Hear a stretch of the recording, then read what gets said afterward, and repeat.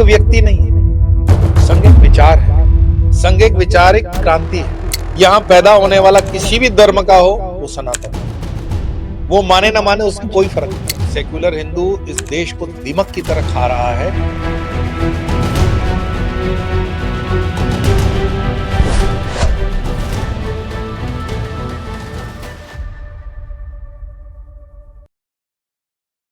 नमस्कार, धर्म ज्ञान के दर्शकों का स्वागत है। मैं हूं आपके साथ कविता राणा और एक बार फिर पुनः हमारे साथ मौजूद है आध्यात्मिक गुरु स्वामी योगेश्वरन गिरी महाराज जी। महाराज जी, सबसे पहले तो आपका धर्म ज्ञान स्वागत करता है।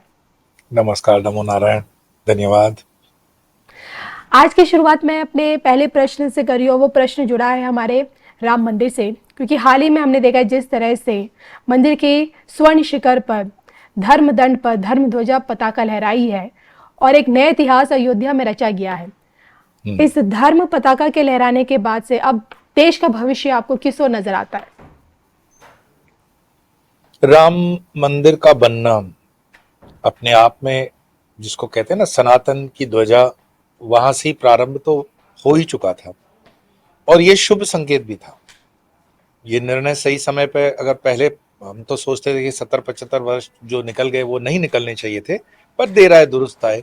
और जिनके मान लीजिए नसीब में लिखा हुआ था ये शुभ क्रेडिट लेना, बीजेपी सरकार के अंदर ये होता है, जुडिशरी के माध्यम से होता है। लेकिन ये जो भी हो रहा है और जो हो रहा है वो शुभ है, शुभ है सनातन के लिए। और जो भी इस देश के रहने वाले सिटीजन्स हैं, नागरिक हैं, वो जो अपने आप को सनातनी समझेंगे तो उसका गर्व महसूस करेंगे। और जिनके पूर्वज वो मानते हैं कि विदेशी थे, आक्रांता थे, अरब थे, मुगल थे, हो सकता है उनको नाराजगी भी होती हो। तो इसको जनरलाइज नहीं कर सकते कि सब खुश भी होंगे या सब प्रसन्न होंगे, इंक्लूडिंग मुझे। गैर हिंदुओं से ज्यादा तो हिंदुओं से कभी कभी थोड़ी सी शिकायत होती है, जो हिंदू होकर के भी इस चीज का स्वाभिमान नहीं महसूस करते हैं, जो हिंदू होकर के भी इस पृथ्वी पर एकमात्र ये राष्ट्र है जो हिंदू राष्ट्र है, उसका एक गर्व महसूस नहीं करते हैं कि राम राज्य की स्थापना उस पताका फहराने से, उस धर्म ध्वजा फहराने से एक जो हमें फील आता है, जो एक भाषित होता है, उसका गर्व लेना चाहिए। जो नहीं लेते हैं बदकिस्मत हिंदू हैं वो। बाकी खैर जो गैर हिंदू हैं उनका तो सहज रूप समझ में आता है, मानसिक थोड़ा सा अगर विरोध है तो भी ठीक है, कोई बहुत इसको गंभीरता से नहीं लेना चाहिए। और इसी धर्म पताका को क्या हिंदू राष्ट्र के चश्मे से भी देखा जाना चाहिए? हालांकि देखिए, जो मोहन भागवत है, संघ प्रमुख, साफ कह चुके हैं कि भारत को हिंदू राष्ट्र के तौर पर घोषित करने की जरूरत नहीं है, क्योंकि वो ऑलरेडी है और इसकी सभ्यता पहले से इसे जाहिर करते हैं हिंदू राष्ट्र के तौर पर। लेकिन जब हम धीरेन्द्र शास्त्री जी को देखते हैं, उनके साथ जो हम संतों का जमावड़ा देखते हैं, जब उन्हें देखते हैं दिल्ली से वृंदावन तक हिंदू एकता के लिए, हिंदू राष्ट्र की आधिकारिक घोषणा के लिए जब वो इतनी पदयात्राएं निकालते हैं, तो समझ नहीं आता कि भारतीयों को किस तरफ जाना चाहिए। जो संघ प्रमुख जो बातें कह रहे हैं उनकी तरफ जाना चाहिए, या फिर जो धीरेन्द्र शास्त्री की जो यात्राएं निकलती है उसमें शामिल होना चाहिए? नहीं, इसमें पहले तो आप दोनों के दो चीजों को मिक्सअप कर रहे हैं। धीरेन्द्र शास्त्री जी की नीयत बिल्कुल साफ है, उनका इरादा बहुत अच्छा है। भारत को जगाने का जो उन्होंने बीड़ा उठाया है, युवाओं को स्पेशली, बहुत अच्छा संकल्प है। और ऐसे यात्राएं और ऐसी पद यात्राएं होती रहनी चाहिए। इसमें कोई हमें मतलब कोई इसमें स्टेटमेंट करने की जरूरत नहीं है, बहुत सही है। तो उस चीज को भी मैं समझता हूं कि इस यात्रा को और एक्सटेंड करते हुए धीरेन्द्र शास्त्री जी को दक्षिण भारत तक भी जाना चाहिए, तमिलनाडु जैसे राज्यों में, कर्नाटक। तो उससे क्या होगा कि हर तरह के संत आपस में मिलेंगे, चर्चा होगी। जहां आपने कहा कि मोहन भागवत जी जो बोल रहे हैं वो संघ के रिप्रेजेंटेशन में बोल रहे हैं। संघ की आयु इस राष्ट्र में 100 साल के ऊपर की है जी। ठीक। और संत तो क्या होता है कि एक विचार लेकर के चलता है। शारीरिक रूप से जब हम किसी व्यक्ति से जुड़ते हैं तो व्यक्ति की जितनी आयु है उतना विचार होकर के खत्म हो जाता है। संघ व्यक्ति नहीं है, संघ एक विचार है, संघ एक विचार, एक क्रांति है। और उसके साथ 1 2 3 4 लोग नहीं जुड़े हुए। राष्ट्रीय स्वयं सेवक संघ, स्वयं सेवक मतलब हम अपने में जो भी राष्ट्र के लिए खुद को खपाते हैं वो सब स्वयं सेवक ही हैं। उसे जरूरी नहीं है कि नमस्ते सदा वत्सले बोले तो ही स्वयं सेवक होता है। जो भी भारत की है, सनातनी है, हिंदू है, वो स्वयं सेवक है। तो वो 100 साल की जो परंपरा है, वो विचार, सनातन का विचार एक अलग दृष्टिकोण है। और उन्होंने जो कहा कि भारत ऑलरेडी एक उसको घोषित करने की पेपर पर कि ये सनातन राष्ट्र है या हिंदू राष्ट्र है, मेरे देखे भी मैं उनसे सहमत हूं। ये बहुत बड़ा मायने नहीं रखता है। आप इस देश में जितनी नदियां बहती है वो सारी गंगा, यमुना, सरस्वती, कृष्णा, कावेरी, नर्मदा जो भी है, उसका कोई अरबीकरण थोड़ी हुआ है, इस्लामीकरण थोड़ी हुआ है। जी। आक्रांता भी इस देश में वो नाम बदल नहीं सके। हाँ, जो अशुद्ध नाम है उसको शुद्धिकरण हो रहा है, जहां जहां जरूरत पड़ रही है वहां शुद्धिकरण हो रहा है। और 1000 साल की गुलामी है, 700 साल जिसमें मलेच्छों का हमारे ऊपर आक्रमण रहा, उस 700 साल के आक्रमण को दूर करने के लिए कम से कम 20-25 साल तो निकल जाएंगे। जो दृष्टिकोण वाली सरकार आई है वो तो 2014 से आई है। अब 2014 से 2024 10 वर्ष हुए हैं, काफी कुछ इसमें हो गया। राम मंदिर जैसे राम मंदिर बन गए, और भी कई जगहों का परिवर्तन हुआ, लेकिन सनातन राष्ट्र जो है इसको कोई मिटा नहीं सकता। विवेकानंद जैसे कहते हैं कि भारत के अगर आखिरी घर में भी राम का नाम रहेगा तो भी सनातन धर्म फलीभूत हो जाएगा पुनः। ये राम की इतनी शक्ति है, नाम की इतनी शक्ति है, तो इस राष्ट्र को कोई मार नहीं सकता। हाँ, ये ठीक है कि भौगोलिक दृष्टि से थोड़ा बहुत ऊपर नीचे होते रहते हैं। अफगानिस्तान उपगणस्थान से हम कश्मीर तक भी आ गए, कश्मीर से भी हो सकता है कि हम थोड़ा बहुत लेने देने के इसमें अभी नेगोशिएशंस में है, पर ये राष्ट्र था, ये राष्ट्र है, और ये राष्ट्र हमेशा रहेगा। लाखों वर्षों की इसकी जो संस्कृति है, इसका जो धर्म है, वो बिल्कुल पौराणिक रूप से दर्ज है हमारे दर्शन शास्त्र के अंदर।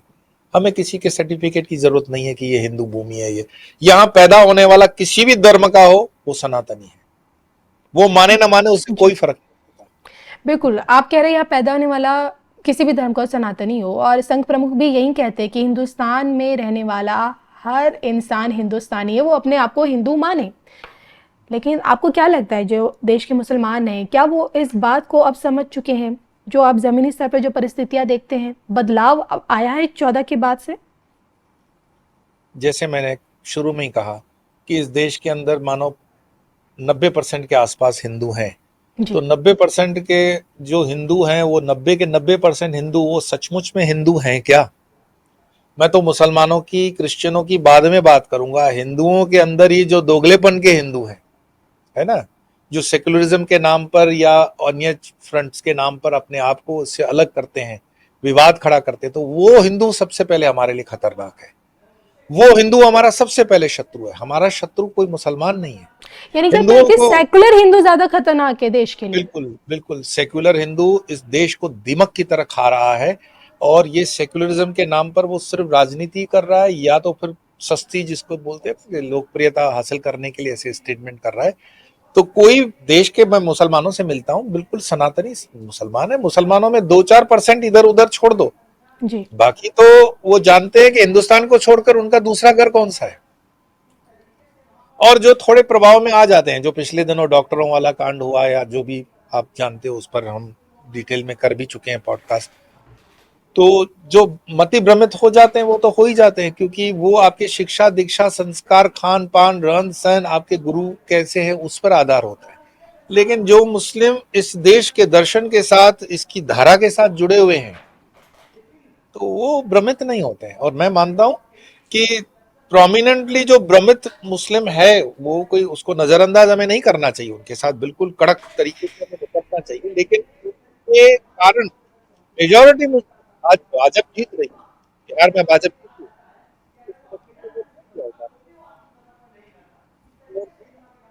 अगर मुस्लिम वोट नहीं देते तो यूपी के अंदर या योगी आदित्यनाथ को मुस्लिम वोट नहीं देता है? देता है।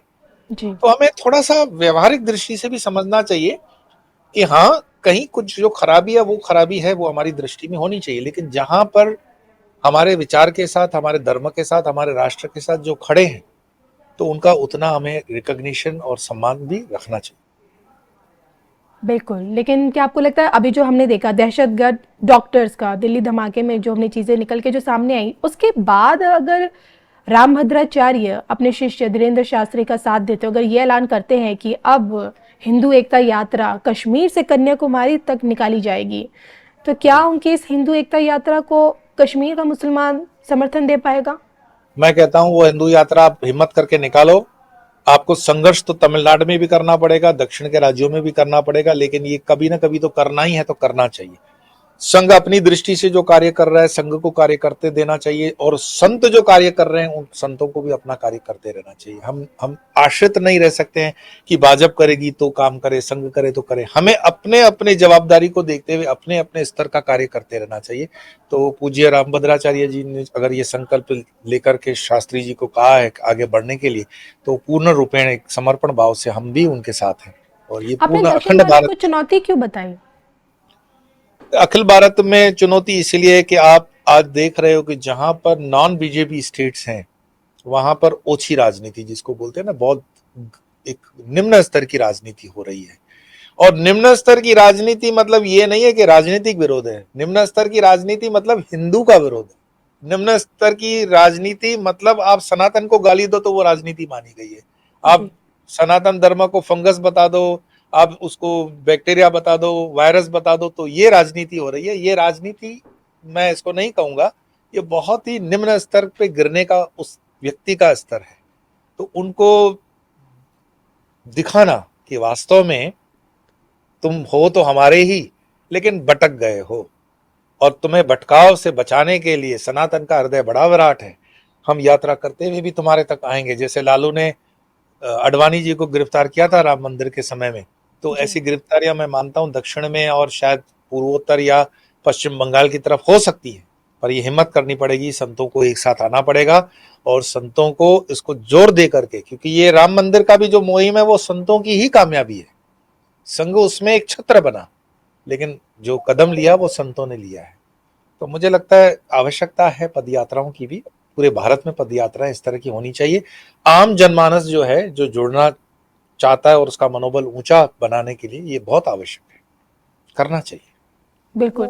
और इन्हीं कोशिशों के बीच जब खबर ये आती है कि बंगाल से एक नई 3 गुंबद वाली बाबरी की नींव रखी जाएगी 6 दिसंबर के दिन, और टीएमसी नेता हुमायूं कबीर रखेंगे, ममता दीदी के नेता, जिसमें ममता दीदी का कहीं कोई क्लैरिफिकेशन नहीं आता। यानी कि मतलब बिल्कुल साफ है कि ममता दीदी भी चाहती है कि उनके गढ़ में, मुर्शिदाबाद में बने एक नई बाबरी बने। इसका विरोध हो रहा है, संत समाज विरोध कर रहा है। पहले मैं आपसे जानती हूँ, क्या आप भी इसका विरोध करेंगे? नहीं, मैं विरोध करने से भी, मेरे मेरे विरोध करने से कोई बंगाल सरकार निर्णय ले लेगी या ममता जी स्टेटमेंट दे देंगी, ये कोई बहुत बड़ी बात नहीं है। लेकिन आप ये तो बताएंगे ना कि क्या आप इसके समर्थन में है या नहीं है? नहीं, बाबरी का आप जब बोल रहे हो कि नाम लेकर के वो मस्जिद बता रहे हैं, तो मुझे सबसे पहले तो ये समझ में नहीं आ रहा है कि जब हमारे पूर्वज जो हैं वो सनातनी है, तो हम बाहर की इंपोर्ट कर क्यों रहे हैं। बंगाल का मुसलमान पहले ये कर ले कि वो भारतीय मुसलमान है कि नहीं है, और भारतीय मुसलमान है तो बाबर नामा पढ़ो, और बाबर के इतिहास को पढ़ोगे तो बाबर आक्रांता है कि नहीं है, उस पर भी बहस हो जाए। लेकिन बंगाल स्वामी की, जी, जो बंगाल का जो मुसलमान है, जो देश का मुसलमान है, जो ऐसे सोचते हैं, उनके दिमाग में जो बातें हैं, अगर वो बाबर को अपना हीरो मानते हैं, तो वो ये चीजें उनके दिमाग से कैसे निकाली जा सकती है? कोई इंसान अगर अपने इरादों को या विचारों को या संकल्प को स्वयं से दूषित कर ले, मैं आपको गंगा जल से भर करके कोई पीने के पानी का ग्लास दूं और आप उसमें अपने हाथ से गटर का पानी डाल दो, तो उसमें गंगा का दोष है, मेरा दोष है या आपका दोष है? हमने आपको इस देश के अंदर सम्मान दिया है, प्रेम दिया है, सुविधाएं दी हैं, हर तरह का खान पान, रहन सहन, सपोर्ट दिया है। इसके बाद भी अगर गंद खाने की आपको आदत पड़ी हुई है तो हम क्या करें? इसके लिए हिंदू जवाबदार नहीं है। तो मुस्लिम नेता जो हैं, जो मुस्लिम धार्मिक नेता जो हैं, मुस्लिम राजनीतिक नेता हैं, जो राष्ट्रवाद, भारतीयता को मानते हैं, उनको कहना चाहिए कि ये ओछी राजनीति, ये गरीब राजनीति, इतनी गरीबी राजनीति करने का कोई नहीं बनता। और बाबर कब्र में सोया हुआ एक भूतकाल है, उसको भूल करके वर्तमान में रह करके बंगाल का विकास करो। बंगाल का कंट्रीब्यूशन जो राजनीति में भारत के आजादी में हुआ है या भारत के उद्योगों में हुआ है, बंगाल का एक बहुत भव्य भूतकाल है, उसको हम कैसे प्राप्त कर सकते हैं? ये बाबर बाबर करने से क्या बंगाल ऊंचा आ जाएगा? मुझे नहीं लगता। हाँ, मुझे ये लगता है कि बंगाल के अंदर जो बांग्लादेशी घुसे हुए हैं उनको खुश करने के लिए ये स्टेटमेंट इस तरह से दिए हुए हैं। बंगाल का जो शुद्ध मुसलमान होगा, सनातनी मुसलमान होगा, मुझे नहीं लगता वो उस तरह का विचार करता भी हो। हालांकि मैं कई समय से बंगाल की तरफ मेरा कोई निमंत्रण रहा भी नहीं, मैं गया भी नहीं हूं, पर मुझे लगता है कि जो भी इस जमीन से जुड़ा हुआ मुसलमान है, तो वो बाबर को कभी भी इतना इस तरह का नाम लेकर के सम्मान देने के पक्ष में नहीं रहेगा। हाँ, आक्रांताओं को सम्मान वही दे सकता है जो खुद को आक्रांताओं की संतान मानता हो। उसे कोई क्या बहस कर सकते हो। लेकिन जितना आपने ममता दीदी की राजनीति को समझा है, आप बंगाल भी जाते रहते हैं, तो आपको क्या लगता है बाबरी मस्जिद 3 गुंबद वाली नई मस्जिद मुर्शिदाबाद में क्या दीदी ऐसा होने दे पाएगी 6 दिसंबर को? या 6 मैं दिसंबर को कल कुछ बड़ा हो सकता है पश्चिम बंगाल में? संत ये समाज का जो ये गुस्सा ये, भड़का हुआ है। ये राजनीतिक एक मतलब मुझे लगता है कि अपॉर्चुनिस्टिक जिसको बोलते हैं ना, अवसरवादिता के ऊपर ये स्टेटमेंट है। अवसरवादिता के लिए ये पूरा पब्लिसिटी स्टंट है। पहले तो मस्जिद बनाने के लिए मुसलमानों को राजनीतिक नेताओं की जरूरत पड़ती है, बड़ा आश्चर्य लगता है। हम धीरेन्द्र शास्त्री जी, रामभद्राचार्य जी या शंकराचार्यों की बात करते हैं सनातनी। हम कभी थोड़ी कहते हैं मंदिर बनाने के लिए हमको अमित शाह जी की जरूरत है, नहीं है। संत इतने समर्थ हैं हिंदुस्तान के अंदर सनातन के कि वो स्वयं से धर्म के मार्ग पे चल सकते हैं। हमें राजनीतिक प्रोटेक्शन की उतनी आवश्यकता नहीं पड़ती। मुसलमान को अपने धर्म बचाने के लिए राजनीतिक नेताओं की क्यों जरूरत पड़ती है? इतने कमजोर क्यों है वो? तो अगर ये किसी मानो कि धार्मिक व्यक्ति की स्टेटमेंट होती तो उस पर बात भी हो सकती थी। राजनीतिक तो अपॉर्चुनिटी का नाम है, एक अवसरवादिता का नाम है, और मुझे लगता है कि ये अवसरवादिता ध्रुवीकरण है कि मुसलमान की वहां संख्या 35-40% जो है, उस वोट को ध्रुवीकरण करके बंगाल की राजनीति को इस तरह से लाएं। और मैं आपको इसी मंच से बताऊं कि बंगाल के अंदर अशांति फैलाने के पूरे षड्यंत्र हो रहे हैं। और ग्रह दशाओं से भी मैं बता दूं, बंगाल के अंदर अशांति दिसंबर के महीने में मैंने महीनों पहले कह दी थी कि महीनों पहले कि दिसंबर से बंगाल में अशांति फैलाने का षड्यंत्र काम लग जाएगा। तो ये तो रहा धार्मिक स्तर पर मैंने कहा। अब उसको कैसे कानून और व्यवस्था के दृष्टि से केंद्र सरकार और राज्य सरकार निपटती है, ये उनका विषय है। पर जब हमारी दृष्टि में आ रहा है कि कोई ऐसा ओछा व्यक्ति हरकत कर रहा है तो उसको पहले से उसकी इलाज कर दो। कोई इसके पक्ष में नहीं है। बाबरी को कोई जिंदा नहीं करना चाहेगा, क्योंकि बाबरी नाम जिंदा होते ही अशांति अपने आप में जिंदा हो जाएगी। तो ये सरकार का काम बनता है, चाहे वो केंद्र की बने या राज्य की बने, स्थानीय बने, जुडिशरी वालों को जो भी करना है वो it is their cup of tea. और ये सही समय है कि जहां जुडिशरी को भी इंटरफेयर करना चाहिए, including high court of Calcutta, उसको इंटरफेयर करना चाहिए इस चीज के। चलिए, इन सब के बीच ममता दीदी सड़कों पर है, एसआईआर के खिलाफ खुली चेतावनी दी है कि अगर आपने मेरे लोगों को नुकसान पहुंचाया तो आप समझे कि आपने मुझे नुकसान पहुंचाया, और अगर आपने मुझे नुकसान कर रहे हो तो मैं ना सिर्फ पूरे देश को हिला दूंगी बल्कि भाजपा की नींव को हिलाकर रख दूंगी। इतनी बड़ी धमकी सड़कों पर प्रदर्शन के साथ हजारों लोग उनके साथ नजर आ रहे हैं। ये भारत देश है ना, ये भारत देश कोई ईंट का छोटा मोटा टुकड़ा नहीं है कि कोई भी आएगा, उठाएगा, हिलाएगा और हिल जाएगा। एक व्यक्ति से ये देश हिलने वाला कभी न था, न है, न होगा। तो आपका कहना है इतिहास कि में एक दीदी व्यक्ति, की ताकत सिर्फ बंगाल तक ही सीमित है, बाहर कुछ नहीं है उसका? बिल्कुल बिल्कुल बिल्कुल, वो एक क्षेत्रीय नेता है, बंगाल के नेता है, बहुत सम्मानीय नेता है वहां की। उतना हमें मानना पड़ेगा। बंगाल के अंदर उनकी शक्ति है, ये मानना पड़ेगा हमें।